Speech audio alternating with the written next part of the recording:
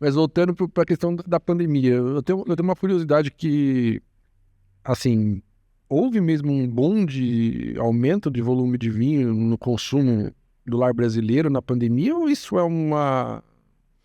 A gente não tem como mensurar isso, né? A minha opinião, baseada em vozes da minha cabeça, é que não, é que houve sim um aumento de consumo, e a gente sabe disso. Você bebeu mais na pandemia, não bebeu? Cara, a pandemia para mim é uma... Eu tenho um hiato na minha cabeça. Eu tenho dois hiatos recentes na minha cabeça. A pandemia e ser pai. São duas coisas, assim, que acabaram com a minha memória, assim. Uma porque foi um estresse da pandemia, assim, aquele começo de ficar em casa, aquela loucura. Eu tenho muita dificuldade de lembrar o começo da pandemia. E ser pai, pô, eu não dormia, então meu cérebro não conseguia se... Via de regra, você conversa com as pessoas, a gente bebeu mais na pandemia, isso é fato. Mas a gente não bebeu o dobro.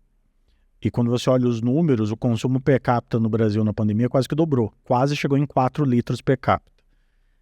Não. Na minha ótica, a minha opinião, baseada, repito, em vozes na minha cabeça, é que uma boa parte do crescimento de consumo foi só porque fechou fronteira.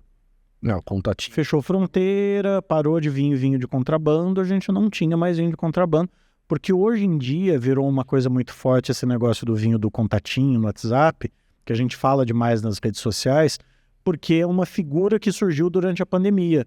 A pessoa que estava numa dificuldade financeira e, putz, deixa eu pegar meu WhatsApp aqui, vou vender uns vinhos aqui para os meus amigos, compra esse vinho aqui.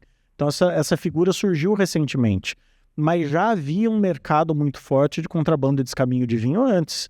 Você ia para determinadas cidades, para determinados mercados, qualquer loja de vinho que você entrasse era vinho de descaminho. Então já existia isso. E na pandemia isso parou, fechou fronteira, não tinha gente na estrada. Onde que essa pessoa foi comprar vinho? No mercado formal. E daí isso gerou essa distorção no número do consumo per capita do mercado. Que estabilizou. Isso é a minha opinião. Tanto que acabou a pandemia, o número voltou a cair. Está num patamar um pouco maior do que era antes da pandemia, mas subiu muito pouco. 0 ponto. Exato. Então a minha opinião, isso é a minha opinião, que não houve um crescimento tão grande na pandemia. O que a pandemia trouxe de positivo foi que cresceu o interesse. De repente estava todo mundo em casa, sem ter muito o que fazer. As pessoas foram usar Instagram, foram ver perfis e assistir live e fazer curso online. Então aumentou o interesse do público no vinho. Eu acho que o crescimento do vinho no Brasil, ele está muito mais numa migração de vinhos mais simples para vinhos de mais qualidade do que efetivamente em novos entrantes. Boa.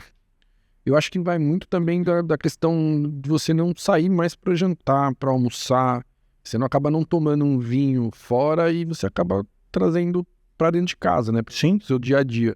Acho que Justamente. é uma falsa percepção também de... Também colabora, sem dúvida nenhuma. Sem dúvida nenhuma.